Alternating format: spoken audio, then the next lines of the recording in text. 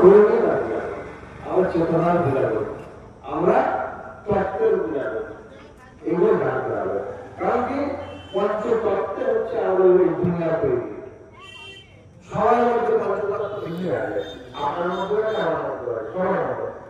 শুধু পঞ্চতত্ত্বটা স্থূল হবে, আর সূক্ষ্ম করে সূক্ষ্ম হলে 24টা তত্ত্বে এই দুনিয়া তৈরি। 24 তত্ত্ব, 24 তত্ত্বে এই ব্রহ্মাণ্ডের সমস্ত কিছু তৈরি। আর টাকা বলতেন যে বাবা কিভাবে মানুষ পূজা করবো।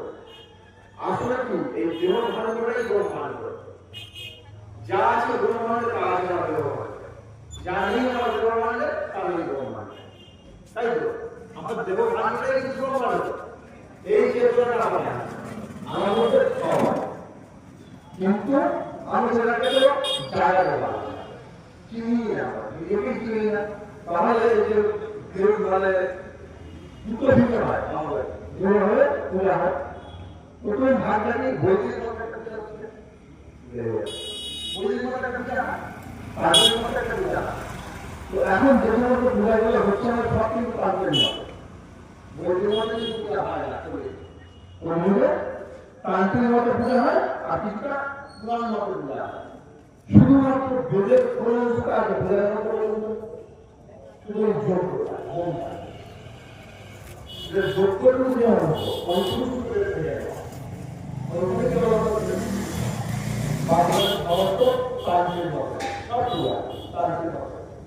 তাহলে আমাদের একটা দুয়ারে পূজা হয়, একটা তান্ত্রিক মত। এবার তান্ত্রিক মতের মধ্যে দুটো ভাগ, একটা বাহ্য পূজা, একটা আন্তর পূজা বা মানব। বাহ্য পূজা কোনটা?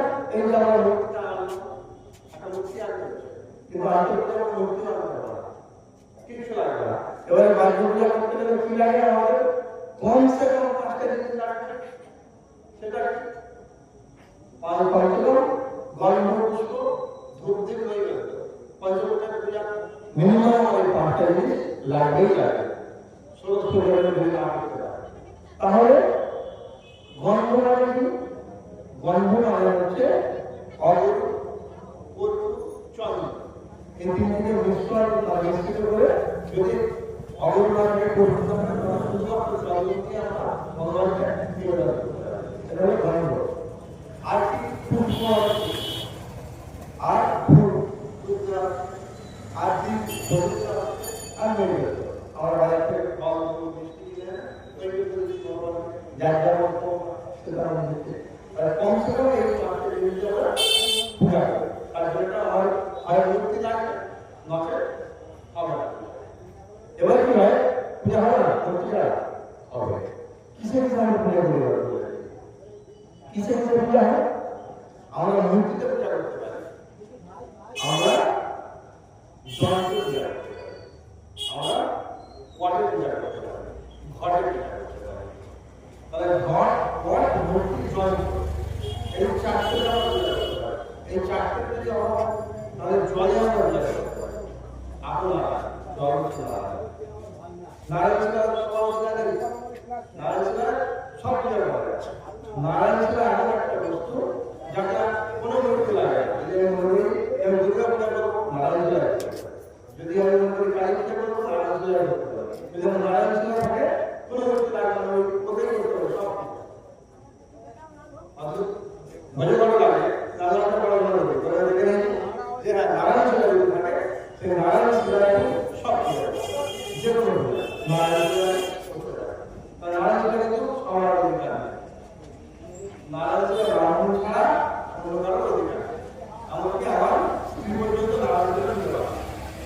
নারায়ণ পূজা ব্রাহ্মণ পূজার অধিকার নেই, একমাত্র ব্রাহ্মণের অধিকার আছে। যার জন্য ভগবানকে ভগবান শ্রী হচ্ছে সার্বজনীন। কারণ আপনি একার আপনি বলেন এইগুলো হচ্ছে ফল, এখানে হচ্ছে ফলের বুঝতে হবে। এই জন্য কাঠানো আছে এটুকু কোনো মানুষ পূজাটা বুঝতে পারে, ঠিক আছে? আমার ব্যাখ্যা করতে হয় আমি শিল্প তাহলে কি হলো শ্রীলিঙ্গ ভগবানকে যে আমি উঁচু দলের হয়ে গেছে, উঁচু মালের হয়ে গেছে, সবাই আমাকে আসতে পারছে না।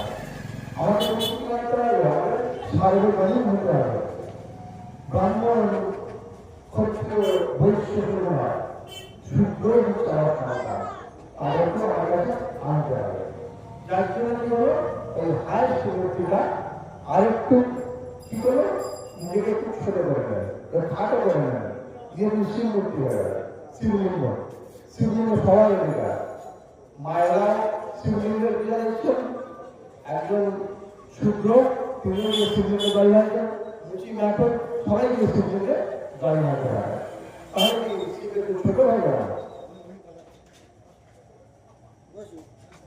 তাহলে শিবকে ছোট হয়ে গেল না ভগবান শিব ভগবান তিনি বললেন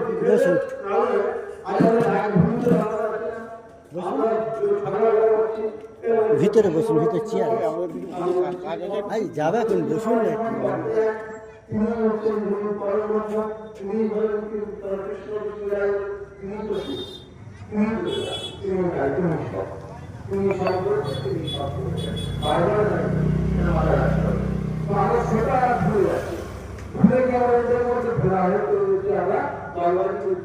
কিন্তু ধর্মটা ধর্মাদি করে জায়গা না আজকের দিন বাংলাদেশ করে আজকের বাংলাদেশের হিন্দুদের কঠিন অবস্থা কল্পনা করুন পশ্চিমবাংলার হিন্দুদের কঠিন অবস্থা আছে তাহলে কৃষ্ণ ভক্তকে লড়াই করে শিব ভক্ত লড়াই করে কোন ভক্তের লড়াই করে যদি জোয়ার পাড়ায় আনন্দে গেলে জোয়ার দেওয়ালে কিন্তু বাঁচে না মন্দির বাড়ি পাড়ায় আনন্দে আমাকে পাড়ায়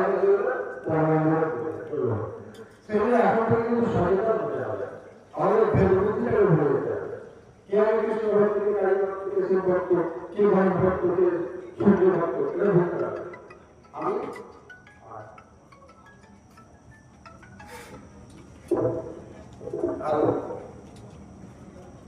আমি খাবো ঠিক সময় টাইম লাগবে বসো চেয়ার আছে বসো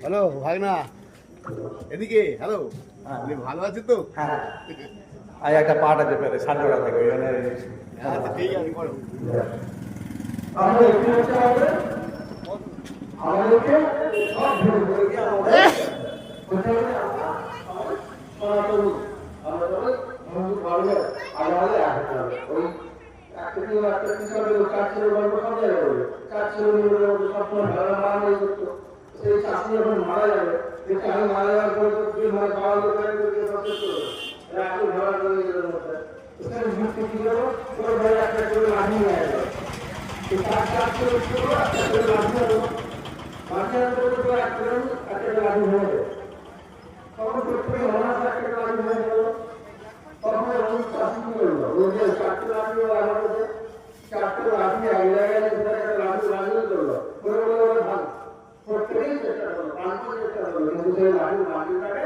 ভাঙতে পারলো না কেন পারলো না কারণ তখন ইউনিটি বেড়ে যাবে এখন কিন্তু আর্থিক ভালো গেল ধন্যবাদ তো ঠিক করলো আমরা হিন্দুদের মধ্যে ভাগটা আছে ভেদটা আছে বৈষ্ণব শাক্ত শৈব বা গণতন্ত্র শৈব তো আমরা যদি সবাই এক হয়ে যাই তাহলে কিন্তু আমাদের ভাঙতে পারবে না নাহলে কানে মানুষরা একজন আছে আমাদেরকে খুব মন্ত্র করে আর আমরা কি করবো আমার ভাই বোন আলাদা করতে পারি এটা হচ্ছে ব্যবসায়িক আছে এটা অর্থনীতি জড়িয়ে আছে কেন জড়িয়ে দেখবেন কীর্তনের আসনগুলো আনন্দ তৈরি একজন কীর্তনে আছে কি করে ব্রাহ্মণের লাগানো শুরু করে আর ওটা ব্রাহ্মণের কি হয় তুমি যদি ব্রাহ্মণের গাড়ি যাও যে আজকে করতে সেই ব্রাহ্মণ নেই তাহলে করতে সেই বোঝায় না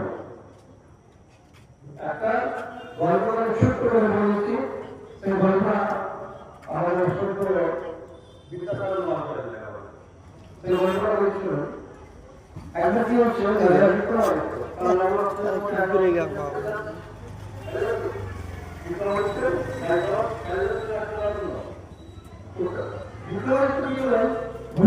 আজকে সূর্যোদয় থেকে সূর্যাস্ত পর্যন্ত আমি প্রয়াসকে দান ধান করবো সবাই আসবে দান ধান তো দান ধান চলছে ওই ঘরে দেখুন চলতে চলতে চলতে চলতে শূন্য হয়ে গেল সূর্যাস্ত হয়ে গেছে আর তো দান দেওয়া হবে না হ্যাঁ মুসলমান তো হঠাৎ দেখা গেল একটা একটা ব্রাহ্মণ ভিজে অবস্থায় এসে বলতে হবে তখন বিক্রান্ত এগিয়ে আসে ব্রাহ্মণ তখন বিক্রান্ত এত দেরি করে ব্রাহ্মণ সূর্যাস্ত সূর্যোদয় সূর্যাস্ত এখন তো সূর্যাস্ত হয়ে গেছে তখন আরো দেরি হলো না বলছেন যে মহারাজ আমি যে জায়গাতে থাকি সেই জায়গা থেকে আপনার রাজসভায় আসতে হলে অনেকটা পথ আমাকে হেঁটে আসতে হয়, অনেকটা পথ আমাকে গরু গাড়িতে আসতে হয়। তারপরে কি হয়, একটা নদী থাকে, বড় নদী, সেই নদীটা পার হয়ে আমাকে আসতে হয়। কিন্তু আজকের আমরা এই ব্রাহ্মণের জন্য কোনো মাঝে আজকে নৌকা চালাই না, নদীতে কোনো নৌকা ছিল না। তো আমি যখন এলাম নদীর তীরে তখন একটা জোয়ার চলছে, ভরা জোয়ার, ভরা নদী আমি পারবার কোনো বুঝতে পারি। যখন জোয়ার করে ভাটা পড়লো নদীটা একটু সংকীর্ণ হলো, তখন সেই নদীর সাঁতরে আমি পার হয়ে যাচ্ছি আপনার খাওয়ায়, যার জন্য আমি ভিজে অবস্থায় আছি আর আমার রাস্তাতে বিলম্ব হলো। তখন বিক্রমাদিত্য ওই পণ্ডিত ব্রাহ্মণকে দেখে হাসলেন, হেসে বললেন এই আসছে, বললেন এই আসছে, কিছু বুঝতে পারছে না ব্রাহ্মণ, কেউ কিছু বুঝতে পারছে না, এই আছে ব্রাহ্মণ কিছু বুঝতে বুঝলে এই আসছে মানে করবেন না, ওই এক সপ্তাহ সময় দেবে, এই এক সপ্তাহের মধ্যে তুমি যদি এসে আমার বলতে পারো এই আসছে, এই কথা মাত্র এই আসছে, তাহলে আমি জানবো এটা জানবো তোমাকে আর ব্রাহ্মণের করে খেতে হবে, তুমি বসে খাবে। আর যদি না করতে পারো তাহলে ব্রাহ্মণ বাড়ি ফিরে গেল, মনে মনে চিন্তিত হয় কোথায়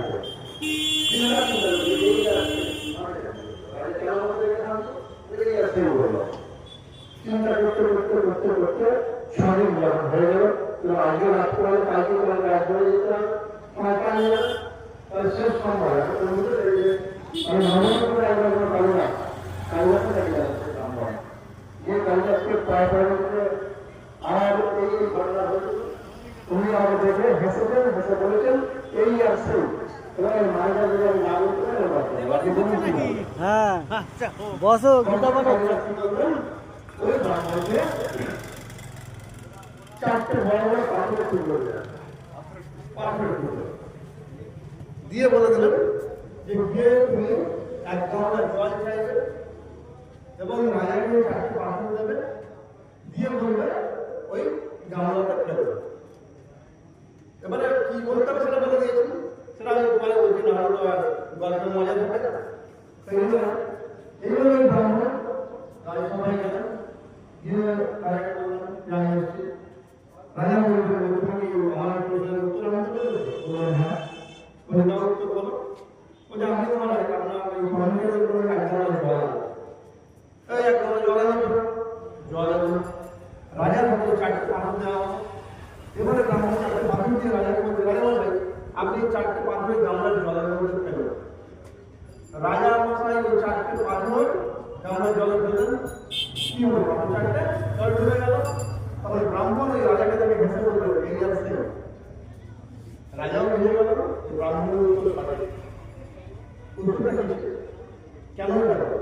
ব্রাহ্মণকে দেখে রাজা হেসে বলেছিল এই আসছে মানে জন্য যে গঙ্গাকে এক গণ্ডিতে পান করে নিতে পারবে ব্রাহ্মণ, আর তুমি ব্রাহ্মণ সামান্য একটা ছোট নদী, তাহলে তুমি পান করতে সাঁতার কাটতে, তুমি গঙ্গা মানে নদীর জলটা পান করতে পারলে না, এই জন্য হেসেছিল রাজা।